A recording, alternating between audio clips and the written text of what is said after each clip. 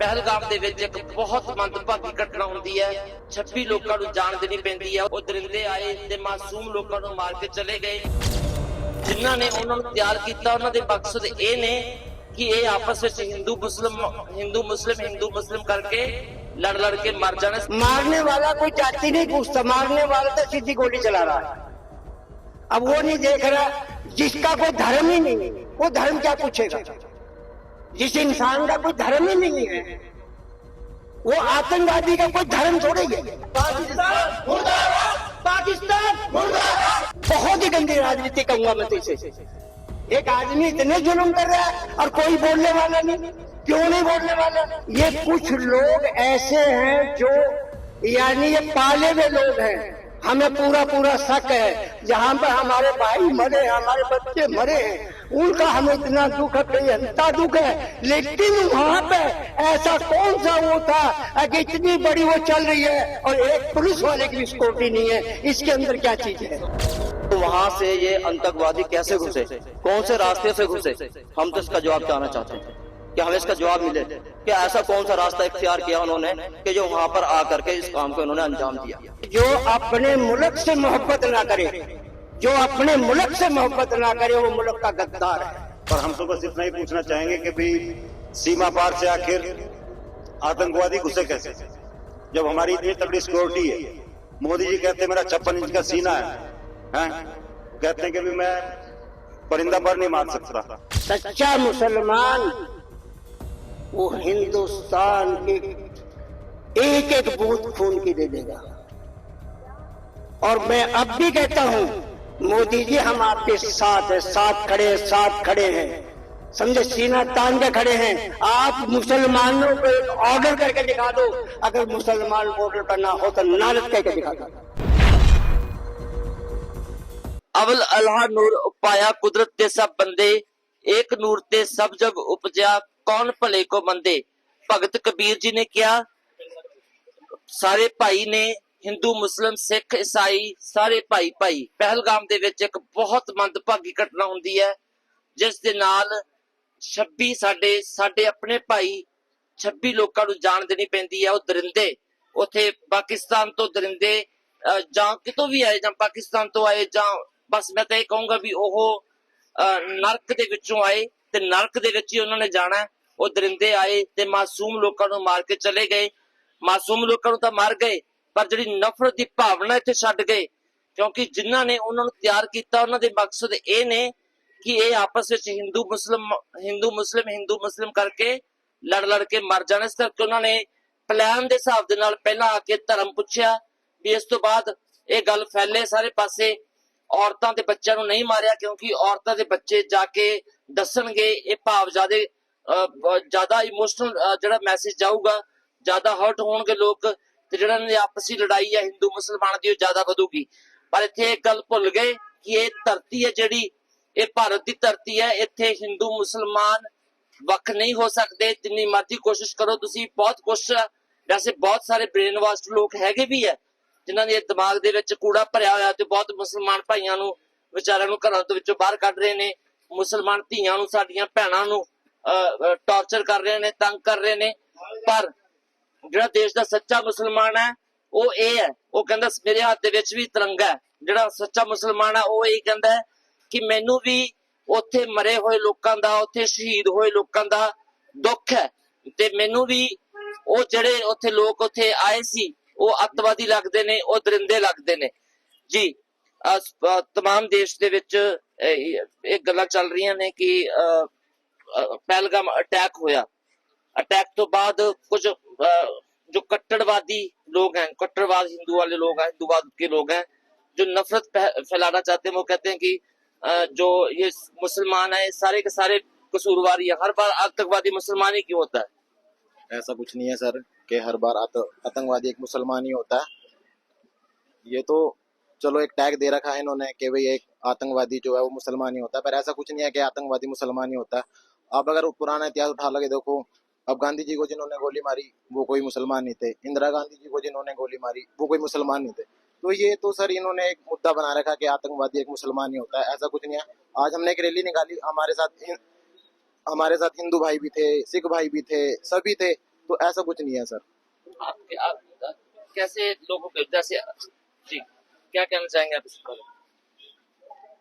Sir मैं ये कहना चाहूंगा आपके माध्यम से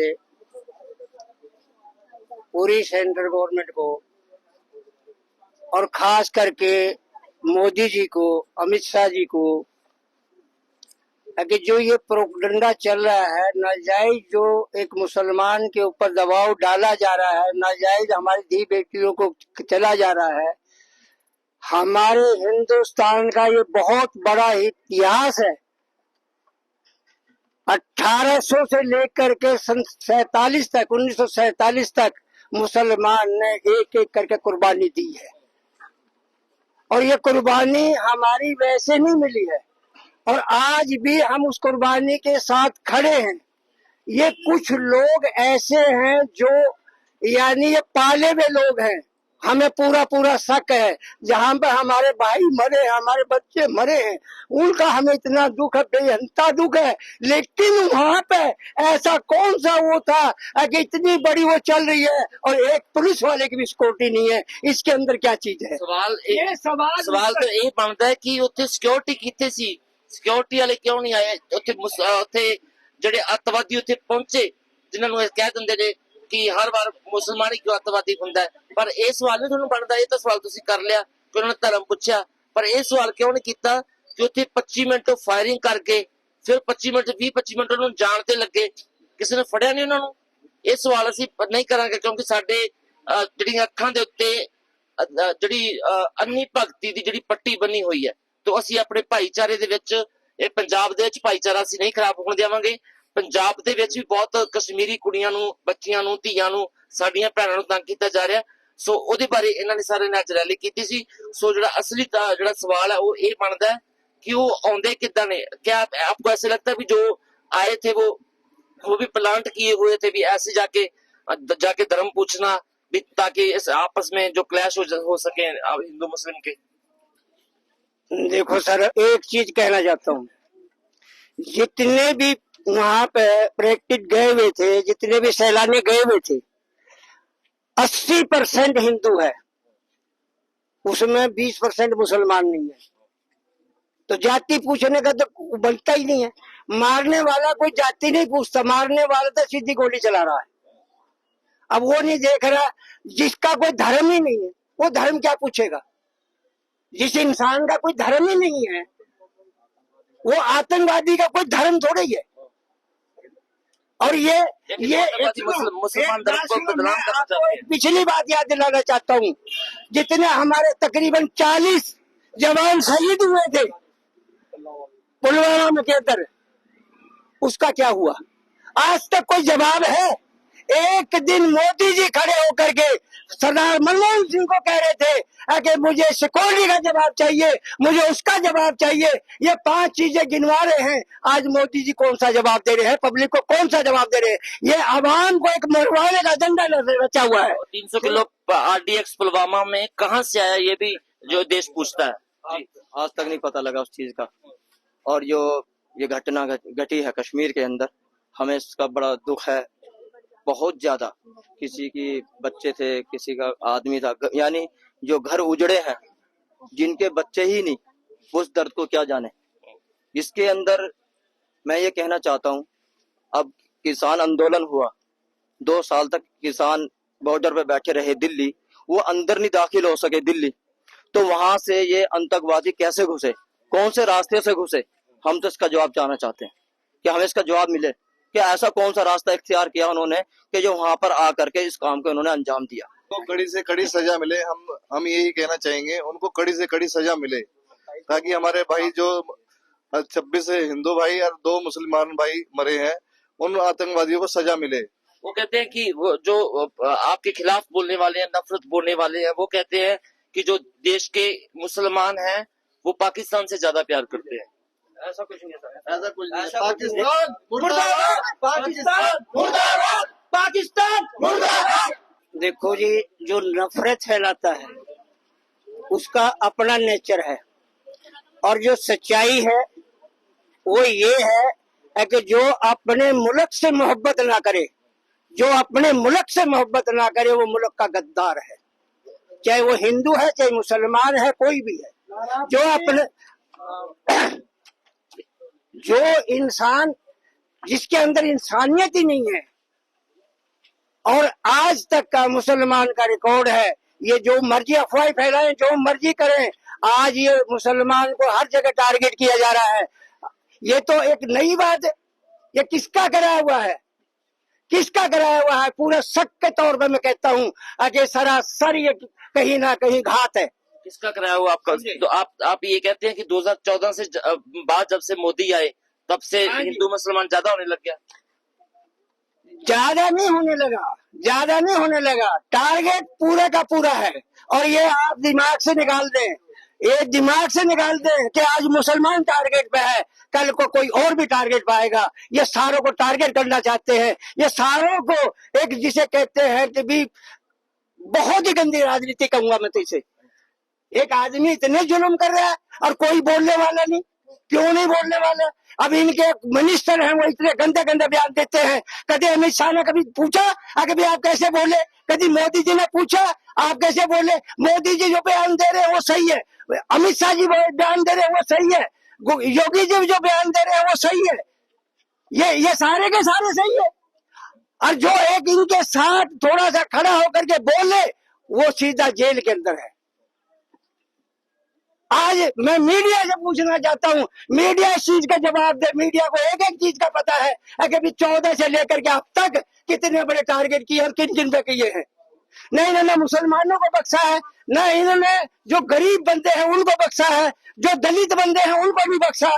ये बात तो मानने एक गल तो बिल्कुल बनने वाली जरूर है कि ਜਦੋਂ ਦਾ पुलवामा पहलगाम अटैक होया उस तो बाद भी ਹੁਣ तक लैके सिर्फ ਜਿਹੜਾ ਗੋਦੀ ਮੀਡੀਆ ਉਹਨੇ सिर्फ हिंदू मुसलमान कीता है।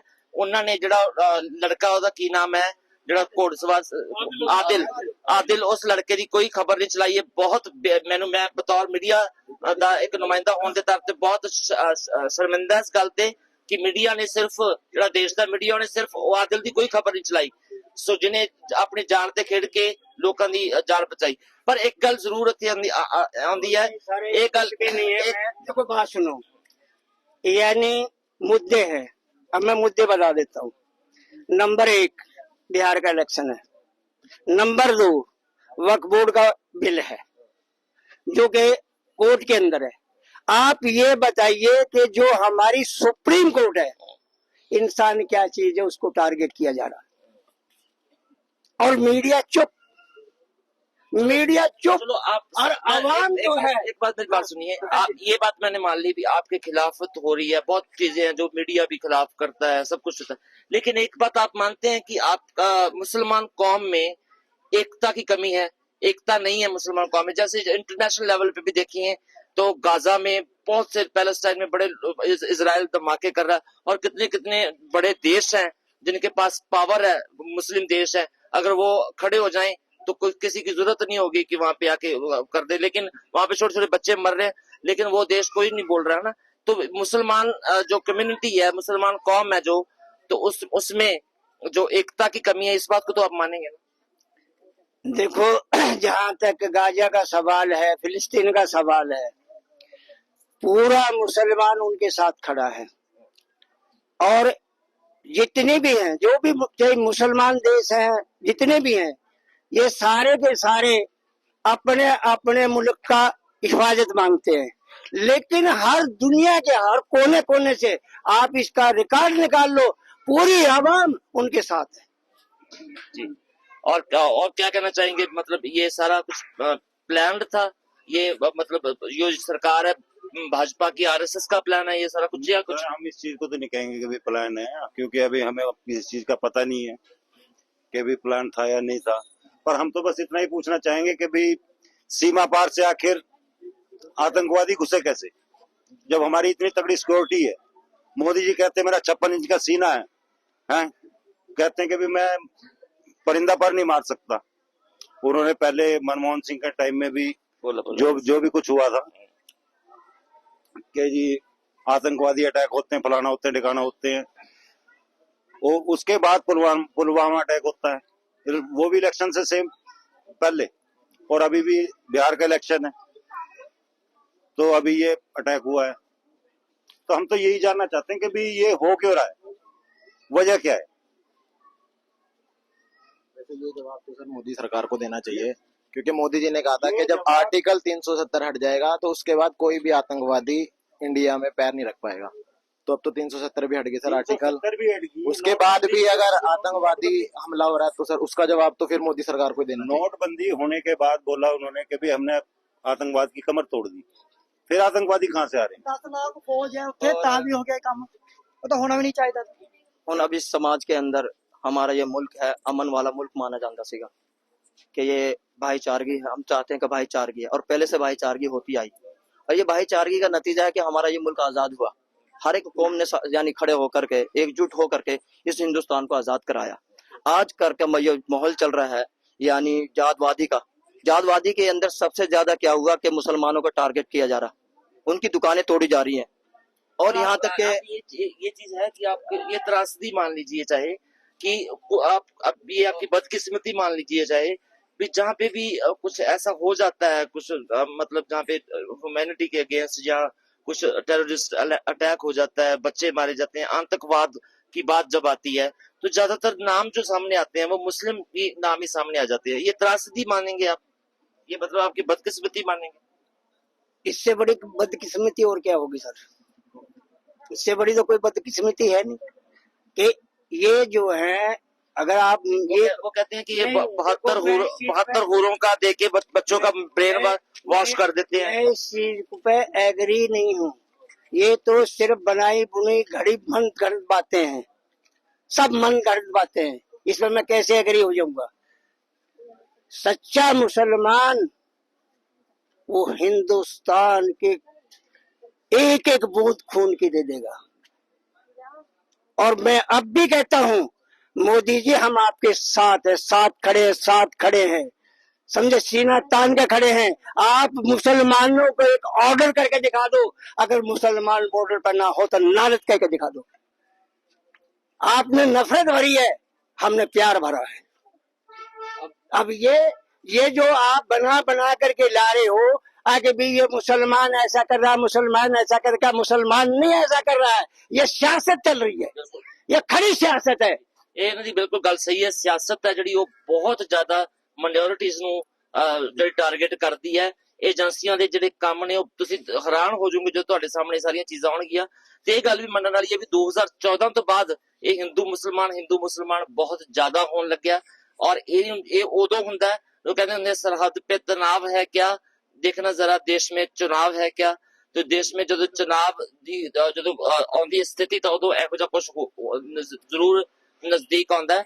पर एक आखिरी सवाल मेरा, मैं जो कर रहा था बीच में आपने छुड़वा दिया कि वो जो इल्जाम लगाने वाले कहते हैं भी जब बच्चे हैं जो मुसलमानों के बच्चों को छोटे छोटे बच्चों को ये वर्गलाते हैं, उनका माइंड वॉश करते हैं ऐसे बोल के कि आपको जन्नत नसीब होगी, वहां पे 72 हूरें मिलेंगी आपको और मतलब अगर आप देश के इसके लिए कुछ करेंगे फिर वो ह्यूमन बॉम्ब बन जाते हैं। तो मतलब ये मुसलमान कम्युनिटी में ही क्यों होता है? ये आपके लिए त्रासदी मानते हैं भी हमारी ये बदकिस्मती है? नहीं जी, इसको भी मैं बदकिस्मती नहीं कहूंगा। देखो इन्होंने एक मुद्दा उठाया हुआ है और उस सबसे पहले नाम लेते हैं जिहाद का, सबसे पहले नाम लेते हैं जिहाद का। मैं मीडिया राही ये बताना चाहता हूँ, मुसलमानों की आज से नहीं, हजारों साल से पहले निकाल लो, 2000 साल पहले निकाल लो, जब भी मर्जी निकाल लो, मुसलमान का जो जिहाद हुआ है, मुसलमान की जो लड़ाई हुई है वो जुल्म के खिलाफ हुई है। एक दौर था आगे जिंदा बच्चियों को दफनाया जा रहा है, उस जुल्म के आवाज में मुसलमानों ने आवाज उठाई है। आज जो औरतें जो यानी आज भी पेट में मार दी जा रही हैं, मुसलमान ने उस औरत की इज्जत दी है, उसको यानी दुनिया में रहने का हक दिया है। मुसलमान हमेशा जुल्म के साथ खड़ा हुआ है, न कि यानी दरिंदों के शिकल मुसलमान की नहीं है। नहीं तो ऐसी बातें बहुत सी ऐसी तमाम, चलो ये तो बहुत बड़ी डिस्कशन हो जाएगी, लेकिन ऐसी बहुत सी हर धर्म में बातें होती हैं। मैं सिख हूँ, सिख में भी बहुत कट्टरता की बातें हैं, हिंदुओं में भी। चलो ये बात खुशी की है कि आप लोगों में जो लोग ये नफरत बोते हैं आप उनके खिलाफ हैं और आप भाईचारे का संदेश दे रहे हैं। सो ये खबर ਜਿਹੜੀ ਇਹ ਅਸੀਂ ਤੁਹਾਨੂੰ ਮੋਹਾਲੀ ਤੋਂ ਦਿਖਾ ਰਹੇ ਸੀ। ਇੱਥੇ ਇਹਨਾਂ ਨੇ ਕੈਂਡਲ ਮਾਰਚ ਕੱਢਿਆ ਜੋ ਪਹਿਲਗਾਮ ਦੇ ਵਿੱਚ ਸਾਡੇ ਮਾਸੂਮ ਲੋਕ ਸ਼ਹੀਦ ਹੋਏ ਨੇ ਉਹਨਾਂ ਦੇ ਲਈ। ਧੰਨਵਾਦ।